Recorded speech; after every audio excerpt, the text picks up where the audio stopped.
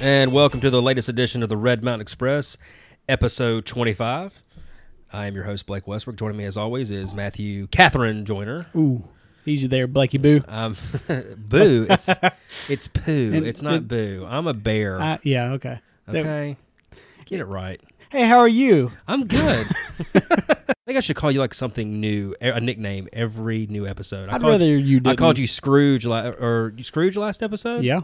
Yeah. Yeah, I'm still hurt about that. You are more in a festive Christmas. Right. You see the lights on my house? I do. Yeah, the Christmas tree's up. The Christmas tree's finally up. It looks good. I was singing Christmas music when you came in?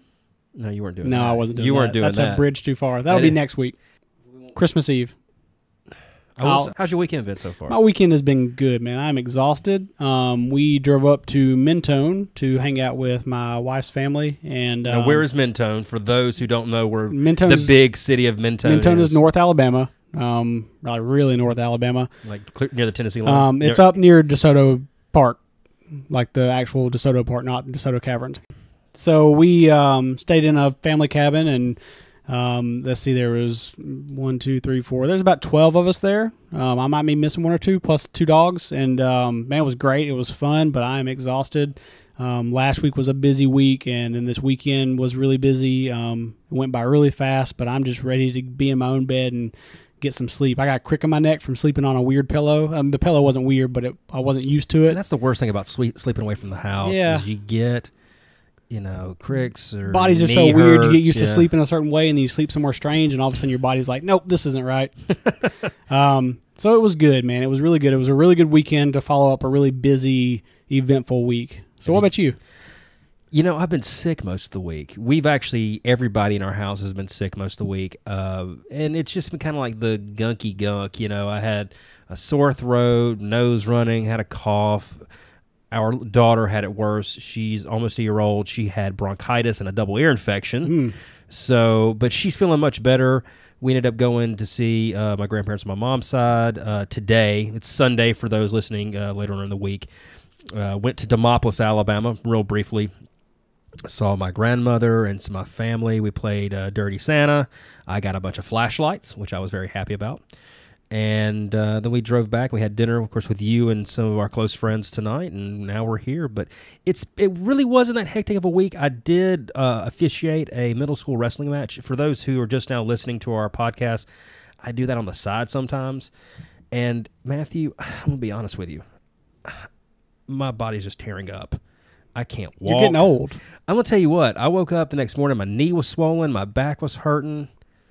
When you live the lifestyle that you've led, with as many parties and as many rough bar fights night after night that you experienced in college, I don't know how you made it this far without being so decrepit. You act like I'm Keith Richards who just got off the road or something. That's the picture I'm trying to paint. Yeah, you're a beautiful artist because it's so not true. Bar fights? Yeah. I've only been, I think, one or two. But you went to Tuscaloosa, right?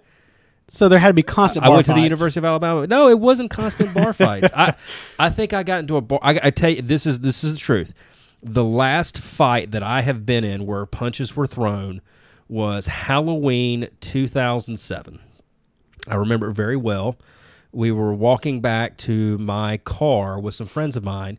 We had just come from, I think the bar was called The Venue at the time. And we walked and we saw some friends of ours parked in front of their house, and a girl I knew got hit by a guy. He hit her. And that was the last fight I got into because I got in a fight with that guy, and I won the fight. You actually threw a punch? Yes. Yeah, all right. He deserved it.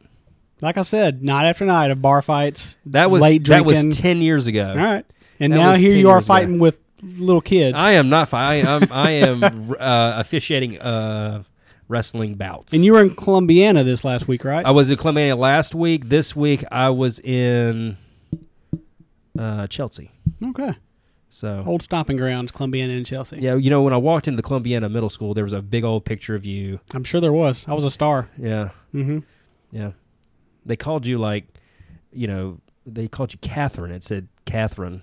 Oh, see, now you're just getting silly with it. All right, so moving on. A few things to talk about. A few events coming up this week.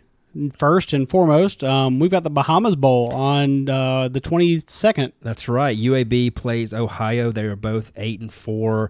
It'll be at 11:30 on ESPN. That's Friday. Everybody who's listening to this podcast should be off on Friday. Therefore, you should be A, going to the Bahamas, or B, watching on ESPN. What do you say? Are we going to the Bahamas? Are we going to cover this? Well, I tried to get us tickets. It wasn't in our budget this year? It wasn't in our budget. Okay, well, we'll do it next year. However, I know that there are several sports bars around the area that will have ESPN access. I hope so. So I'm going to do my best to try and watch this game. And if you're not off work, you can always watch it on the Watch ESPN app. And when your boss comes by, tell him you're supporting Birmingham's team. Ohio is favored 7.5 points. Over-under is 55.5. But I feel good about UAB. I think UAB is going to pull this one out in the season with 9 wins. I hope so. Yeah. UAB has been a strong team. Now, in other UAB news, Coach of the Year. Bill Clark. Hey. CBS Coach of the Year. Is listening to what I have to say. Apparently somebody is. Their CBS Sports Coach of the Year. He's also been nominated for the Eddie Robinson Coach of the Year award. I'm not sure if that's been announced yet because I don't think it has been. And there was another award he was nominated George for. Munger Award. Yeah. So, very well deserved for Coach Bill Clark. Mm-hmm. He deserves all the good things that are coming his way, and we wish him the best of luck in the Bahamas Bowl. That's amazing. Yeah, it really is. Really cool. 1 year going to the Bahamas. The second bowl we want to talk about is the Birmingham Bowl is this week. It's going to be on Saturday. It features the Texas Tech Red Raiders, guns up. They're 6-6 facing the South Florida. They're 9-2. This is going to be at Legion Field. South Florida is ranked. I think South Florida is going to kill Texas Tech. They're ranked 23. Yeah. They're going to kill them. That's 11 a.m. and it should also be on ESPN. That's right. Tickets are still available. Yeah. What did you say the bowl payout of this thing was? So when I pulled it up on Google, it said the bowl payout was $1.95 million. Good Lord. I had no idea. I'm guessing that's split between both teams, right? I don't really know. I didn't look further into it. That's just what the payout was listed as. But either way, I mean, that's a lot of money. That's a lot of money. For the Birmingham Bowl. Yeah. I wouldn't have, and the Birmingham Bowl's been around since, 2006? Yeah, it was the Papa John's Bowl for a while, and then it became the Birmingham Bowl. Yeah, so it was Papa John's. Now it's BBVA Compass. Yeah, so very cool. So those two football games happening this weekend that should catch your interest either because they're UAB or they're going to be in Birmingham. Other teams playing New Year's Day right around there. That's the rest of the bowl games, really. Yeah, I mean, you got the Big Six. And, of course, the playoffs. Auburn, of course, is playing in the Peach Bowl. Alabama's playing in the Sugar Bowl, which is part of the college football playoff. But we're still a couple weeks away from that. Yeah. So I think right now you're going to see most of the minor bowls. But these are two bowls that are connected to Birmingham. Pay attention and root the Blazers on. Let them finish the season strong under a great coach and a great season. So. Mm-hmm. All right, so a couple of non-Birmingham really centric issues that I wanted to bring up because they're pretty big deals. I think there's no reason why we shouldn't talk about them. First is the FCC voted against net neutrality 3-2 this week. For those of you who don't really know what that means or really pay attention, the FCC, which governs, for lack of a better term, transportation networks, or not transportation, communication networks. Broadband, telephone, cable, yeah. Basically, they were in charge of regulating the internet and have now voted to say, we're going to hand this back off to the ISPs. We're not going to enforce rules against the ISPs in regards to net neutrality, and they've washed their hands of it. Now, net neutrality, in a very general sense, is the idea that an ISP, like let's say Comcast or AT&T, can... An ISP stands for Internet Service Provider. Right, that's correct. Can slow down or speed up traffic based on what it is or what it's doing, where it's going, or can charge more to a company per se, like Netflix, to say, hey, you're using a lot of data, we're going to charge you a higher contract rate so that you can get your service out to homes. Now, back before 2015, there were no net neutrality rules.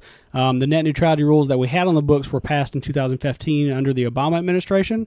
And before 2015, you had companies like AT&T that would block another company like Google's attempts at something like Google Wallet. Yeah. For a long time there, if Google Wallet tried to push out their app on the App Store, AT&T could block that on their phones. Other similar type things would be other like FaceTime like apps that were out there. You know, AT&T or Apple. Well, AT&T in conjunction with Apple could say, you know, we're only going to use this FaceTime app. We're only going to use the AT&T sanctioned version of this app. We're going to block any other attempts to use other versions of this app. So with those net neutrality rules gone, it kind of creates a level playing field. Yes, for any other newcomers, for any other startups. Well, and let me say something about that, because I heard this talked about one time. We talk about startups. You know, a long, long time ago, in our younger days, there was a service called Google Videos, and it was terrible. It was awful, and folks didn't like it. And then these couple guys got together and created this website called YouTube, and they created a superior product. People liked it, and later on, Google bought it for billions of dollars. What can happen now is that Google Video, because I don't think Google would do this, because I think Google's for net neutrality, but Google could get into a fast lane to take their product quicker to folks that are on the internet, and then a startup company like YouTube wouldn't be able to. And so it's not fostering innovation, it's let little folks being left behind, in my opinion.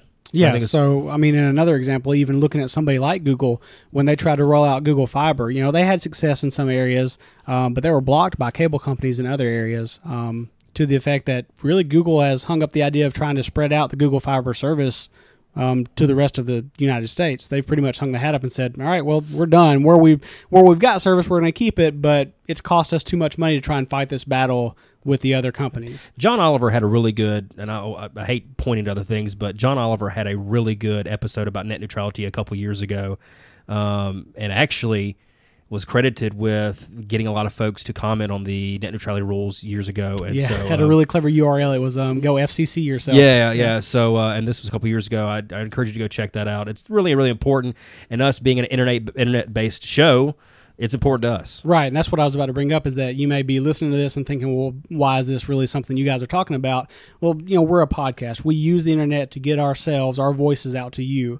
Without fair use or free use of the internet, that really can crush any of our attempts to do this. I mean, or at least do it effectively. We might get into a situation where we have to start paying more money to be able to upload our shows every week, to a point where, you know, we just have to stop doing it. And so I don't want to stop doing this. I don't want to stop doing it either. I have fun doing We'll have to start sending out tapes to everybody. Get on a mailing list. Yeah, you get a cassette tape. So the fight's not over. The FCC did vote against it. Like I said, that was a 3-2 vote. We're a long way away from this being over. Right. There's going to be lots of legal battles. Each state, I've seen several states. I think I've seen 17 or 18 states already appeal in a legal sense against this. Netflix is suing them. Netflix has made a statement. It's a weaker statement than they made last time. I can understand their position. You know, they're kind of in a win-win. If they pay for a fast lane, then they get their service out to people. And but then they're going to pass off that cost to consumers, wouldn't they? Well, potentially. Yeah. But they also win public favor by fighting it. So we'll see what happens with them. So like I said, the fight's not over. Keep your eyes on it. If you see a chance to make comments on the FCC website or to your local representatives and senators, do so. Send emails, make calls, you know, talk to your friends and neighbors about it. And this is something that Red Mountain Express is wholeheartedly endorsing. Yes. We want net neutrality. Yeah.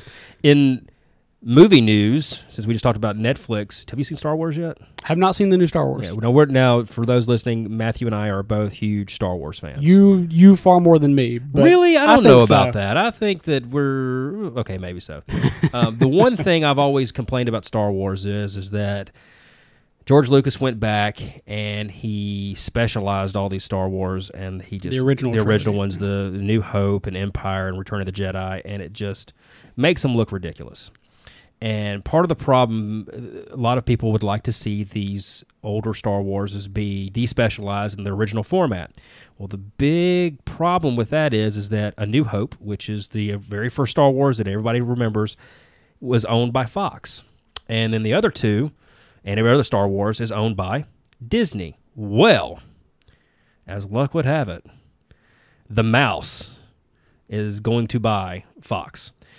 Disney is in talks, or actually no, they actually have confirmed that they will be buying Fox for $52 billion.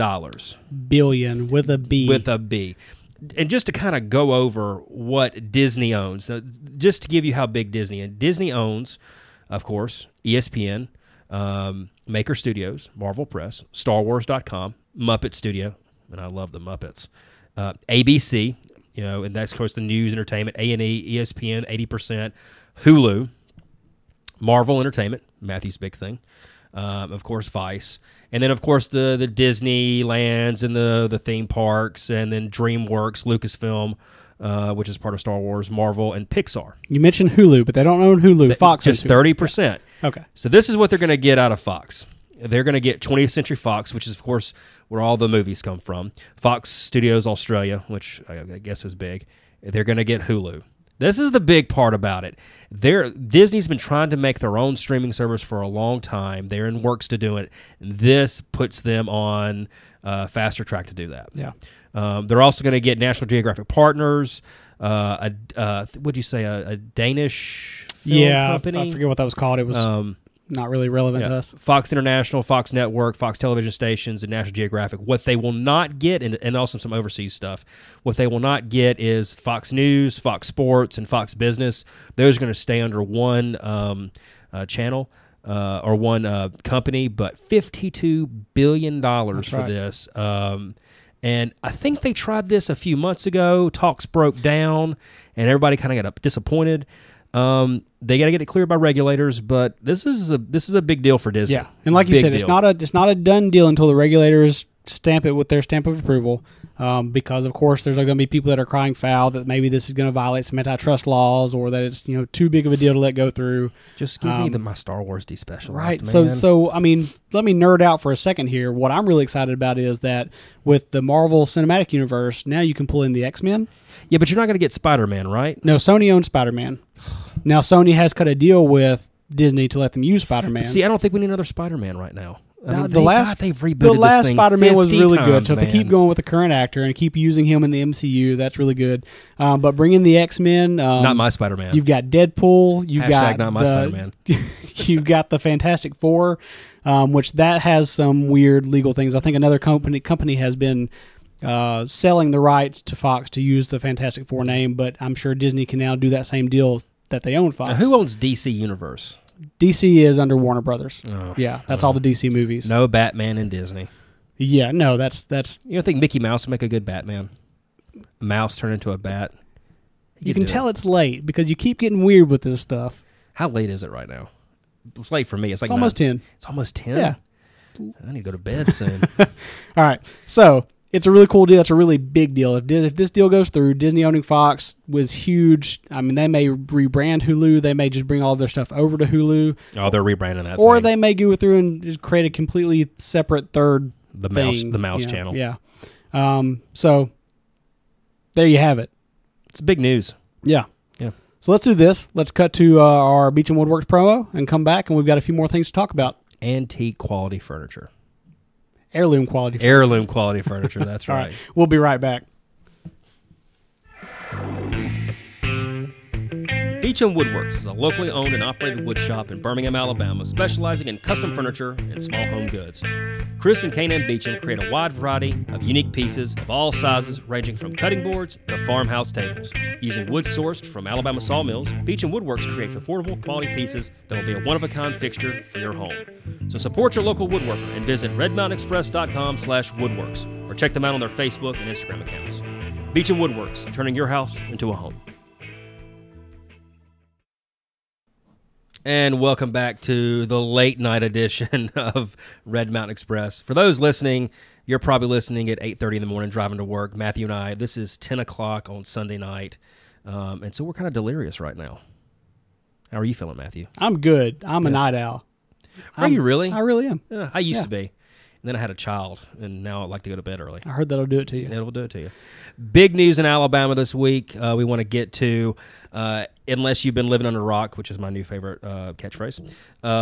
Doug Jones defeated Roy Moore in the Senate special election.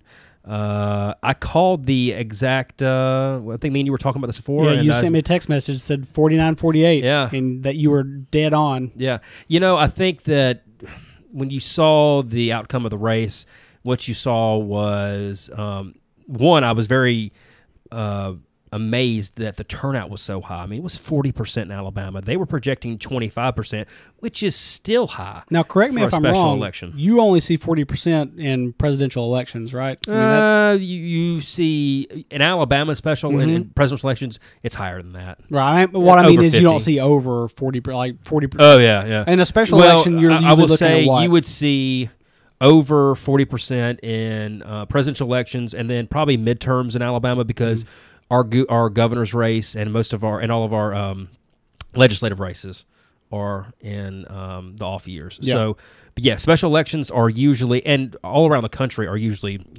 low turnout. But 40%, you saw a groundswell of support in traditionally Democratic areas in Alabama, and then you saw Judge Roy Moore underperform in traditional Republican areas, such as in Shelby County, which is traditional Republican, North Alabama, and then he lost a lot of counties that Donald Trump won, such as he lost Madison County, he lost Mobile County, and then he lost a smattering of counties throughout Alabama that are not as big as those.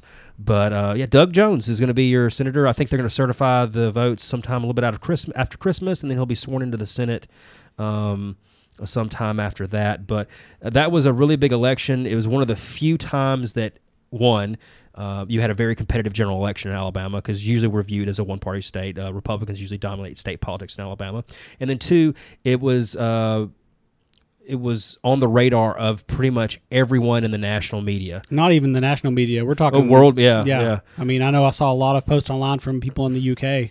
Yeah, and this was a big deal everywhere. Yeah, so that was a big thing that happened. I will say, I thought 40% was low because everybody I knew voted. Yeah, I don't have any friends or family that didn't vote. Yeah, which is unusual. I mean, there's almost always one or two people that say, no, I didn't really want to vote. Yeah, and I think that what you kind of saw here was you had one candidate. I know Senator-elect Jones now. That's what we call him. He really didn't try to nationalize this race.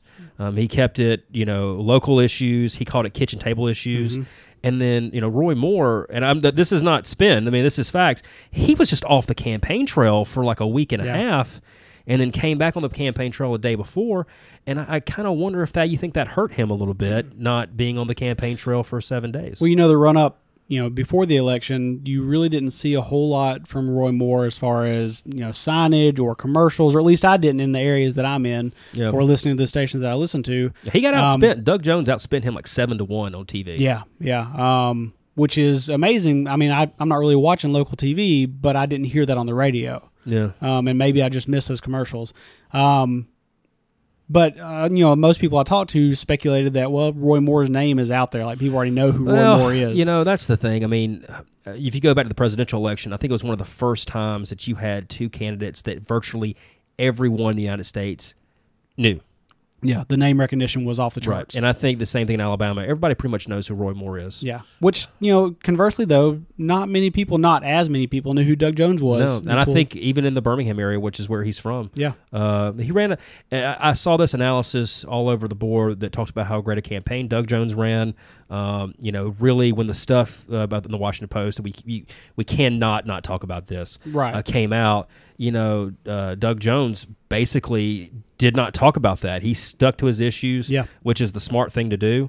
Doug Jones is your next United States Senator. To his credit, imagine the temptation if your opponent has a story come out about him where he's alleged to have had any kind of relationship with somebody underage, and for you not to take that bait.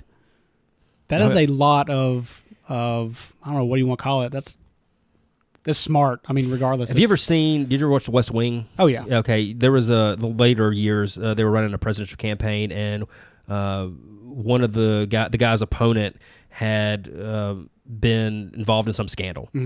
and the main character, Josh Lyman, basically locked himself in a room and tied himself to a chair because he's like, we can't comment on this because if we did, we're going to take the bait, and they just kind of stayed out of it. And I think that's kind of what Doug Jones did. They said, look, we're just going to stick to our message, and we're going to stay the course. And it was a close election. I mean, it was a really, really close election. So now, I think I am of the feeling, and I think you are, and the rest of the state of Alabama is just glad it's over. Yeah, it was a very tiring. Do you know that in the time that we called for an election, Britain had a snap election, right? A national election, yeah, and that was months ago. So I mean, it was a long campaign. And so now we move forward, and I think he takes office maybe later this December or early next year. If we're lucky, it'll be towards the end of December, but I have a feeling it'll be after the new year starts. Yeah, they got to certify everything, and they've got to make sure all the votes are counted, get all the provisional ballots in, and then he has to get to D.C. and get sworn in. Right. So, so anyway, yeah. So first Democrat since 1992. Yeah. A lot of red areas turned purple. A couple of red areas turned blue. A lot of speculation around the country about how this affects 2018 and those midterm elections. And, I don't know. That's to be seen. It's going to be interesting. If you got out and voted, thank you for getting out to vote. No matter who you voted for. Exactly. Thank you for voting. Yeah, period. Do your duty. Go out and vote. That's important. Every time we have an election around here, I think we'll probably be talking about it. It's important. So thank you for doing that. Now, next in Birmingham news, and I think this is not quite as big, but it's pretty up there as far as importance. This is damn big. Birmingham-based company Shipt. And if you've never heard of them, they offer a grocery delivery service, basically. If you've ever been to Publix and you see someone walking around with a green T-shirt with a flying saucer on it, those are Shipt employees. Those are Shipt shoppers. Target has bought Shipt for $550 million, and this was an all-cash deal. This is huge. Huge. I mean, who'd have thunk it, right? Grocery delivery service gets bought for $500 million. Now, that's the first thing I thought was, really? Target bought them? But the more I thought about it and the more things I read about this deal, the more it started to make sense. Compete with his Amazon. Exactly. Man. You've got Amazon who has bought Whole Foods, who has offered for years now a $99 a year service called Prime, which in some areas delivers within 2 hours, some areas within a day. In our area, it's usually 2 days, I think, is the earliest, unless you pay a lot for extra shipping. But this gets us with daytime service or day delivery, or they're going to. I think it probably would get us there at some point. Well, right? Target has said. I think by the summer, they plan on offering or rolling out a $99 a year same-day delivery service. So that's direct competition and not with just groceries, Amazon. right? We're talking about any consumer item? Yeah, you would think any Target home good like electronics or, vacuum cleaners or radios, whatever. I mean, that is huge direct competition in our area. I imagine they'll roll out in Birmingham first, since we are the home area. Right. And we don't have a same-day delivery service from Amazon being offered. So for me, that's huge. I love to shop with them or shop with Amazon. They offer a huge variety of goods. 2-day shipping usually fast enough for me. But if I can get that same thing from Target for the same price or reasonably around the same price and have it delivered same day, why wouldn't I? I mean, I'm very excited about this. I'd use it. It'd be really good for extra for Christmas. Yeah. Now, it does bring up some questions and some concerns. Target buying Shipt, does that mean that we're going to lose Shipt as a Birmingham-based company? Well, I did notice in the articles that I read, and there are like 50 of them. This is really big news in the business world, is that they're going to keep offices in Birmingham and San Francisco. Their operations are here in Birmingham. They also have an office in San Francisco to kind of give them the West Coast area as well. I would imagine that's probably going to stay that way for at least a while. I would hope it would stay that way for a long time. And they will also continue to work with other retailers. So if you use Shipt right now for Publix, that's usually where I see Shipt.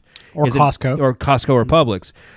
You'll still be able to use them for that. So that's good news. You're not losing a service. You're just gaining something with it. Yeah. Now, whether that changes in the future, maybe if they want to just do Target groceries only, that may happen. But I think they probably bought Shipt because of the good things they do, and why try to waste that? Right. And again, because it puts them in competition, with Amazon. Amazon acquiring Whole Foods, you think about that. All of those warehouses that Whole Foods has around the country, that's more room for Amazon to put their stuff and increase their delivery speed. So Target having Shipt, being able to get their foot in the door in areas like Birmingham and have a same-day delivery, I'll say it again, man, I'm excited. $550 million dollars. Yeah. $500 million. I hope Shipt had a party that day. Man, I'm going to tell you what. Well, they've known about this for a while. That's probably why everybody was walking around with a smile. The CEO knew about it, but I'm talking about like your developers, your maybe your shoppers. I'm not sure how much it affects the shoppers. Well, they're downtown, or they have what building are they in? Is that the hand building? Yes. Yeah. Okay. So yeah. So that loud party you heard in the hand building was the Shipt employees, probably. Sounds like they're probably pretty excited about this. Yeah. So, yeah, we'll see what happens. We'll keep you updated on the story and any developments that may happen with that. Yeah. So, next and finally, in other Birmingham news, Buffalo Wild Wings has announced that they're going to open one of their franchises in Parkside. Is this sad that this is probably my favorite story? No, you like what you like. I love Buffalo Wild Wings. I mean, don't get me wrong. I love Baumhauer's. I know they're a Birmingham, or an Alabama-based company. But let me tell you something. Some boneless wings with some buffalo chips with bacon and cheese on top, some ranch on the side, maybe a tall beer to go with it. You might get some hate mail about the boneless wings. I like regular wings, but boneless wings sometimes are just easier. What flavor do you go for? Either mild or hot. I don't try to, I don't do like the honey whatever. Honey barbecue is too sweet for me. Yeah. They've got a teriyaki thing that's pretty good. I've had that. That's good. Yeah. But either mild or hot. So this is huge. So the plan is for them to buy the old Forbes distribution They've company. already bought it. Yeah, the Forbes distributing building. Now this building was sold a couple months ago, and it was mentioned I think in the Business Journal and on AL.com, but it didn't really get that big of interest because I think people didn't know what was going in it. Well, now we know what's going in it. Yeah, this is on 1416 4th Avenue South. So it's a block away from the Regions Field. And you know what this tells me, Matthew? It tells me that the revitalization is happening outside of the revitalization centers that we've seen. We've seen like the downtown area near the John Hand building and all that, and then we've seen Parkside. Well, now we're moving away from that. We're moving a little bit farther, and where that growth is happening, it's starting to expand outward. Because if you ever seen the Forbes distributing building, it doesn't look like a restaurant. It doesn't look like it looks like a warehouse. Yeah. So it's going to be able to service, Children's Hospital, UAB. Me when I'm down there. Baseball patrons. If you're walking at the park and like, I'd like to want some boneless wings, you can go by there and do that. But also folks just coming through Birmingham rather than going all the way through Birmingham and stopping somewhere else, they can stop through downtown. Yeah. So now right there around the ballpark, you've got the ballpark, which serves food and alcohol inside the field there during games. You've also got Good People Brewing. You've got Tortuga's Pizza there behind Good People Brewing. Now you've got Buffalo Wild Wings right here a block away. That ups your food options. Then of course there's always going to be food trucks and stuff there inside the actual park there on First. Those are open occasionally. So this is really cool. When was the opening date? Did you see that in the article? It said May of 2019, which is, I'm sure Game of Thrones will be on by then. But that's a little bit far away. It's far away, but growth is growth. Right, and it's just in time for the baseball season. That's right. Barron's 2019 season will open right around that time. So you like Buffalo Wild Wings? Are you a Buffalo Wild Wings? It is one of my favorite wing places. I know a lot of people have disagreed with me on that, but I love Buffalo Wild Wings. I've had in my life over the last 32 years some really great wing experiences around the country. Buffalo Wild Wings is not one of those experiences, but Buffalo Wild Wings, everywhere I've lived or everywhere I've visited, has been consistent. All right, that's good. To me, Buffalo Wild Wings is like Starbucks. It's not the best coffee, but if I go to a Starbucks in Birmingham or I go to a Starbucks in New York, it's Starbucks. The coffee's the same. The same with Buffalo Wild Wings. So I like the consistency. I know what I'm getting when I go there. Their beer menus is usually pretty vast. So I'm a fan. I'm not a lover or a cult member, but I'm a fan. I wouldn't say I'm a cult member. It's just it's good food. No, it is good. I know good food when I know good food. In any restaurant like this popping up in Birmingham, popping up around the ball field, I'm excited about it. That's one more option for people to visit, for people to go to, and it brings more workers into that area. Mm-hmm. And it it also spurs growth from competitors and Exactly. from folks that say, "Hey, that's a great thing. We could add to this experience by building this." Or hey, Buffalo Wild Wings opened in this building. There's a building right next door to them. Let's buy that.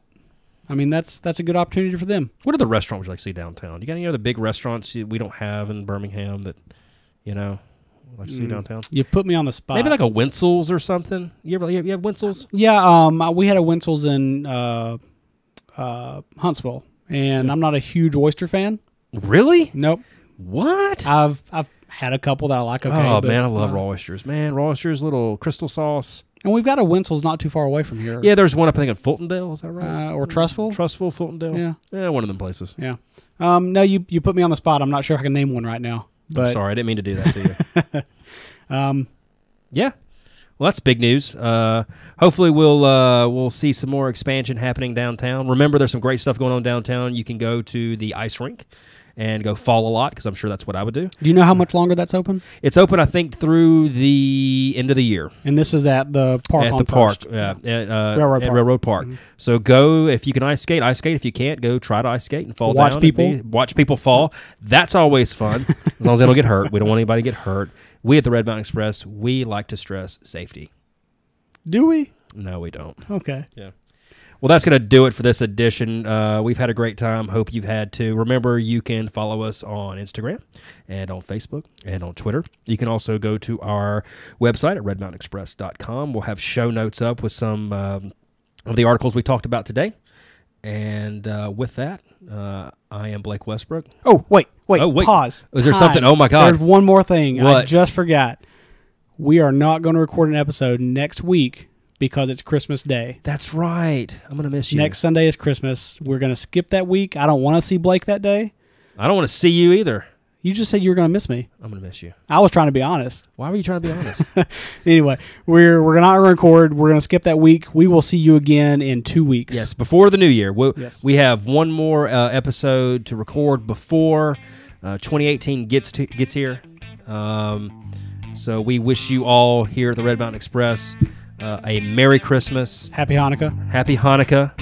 And we hope that your holidays are merry and bright. So, for Matthew Joyner, I'm Blake Westbrook. Merry Christmas to all and to all of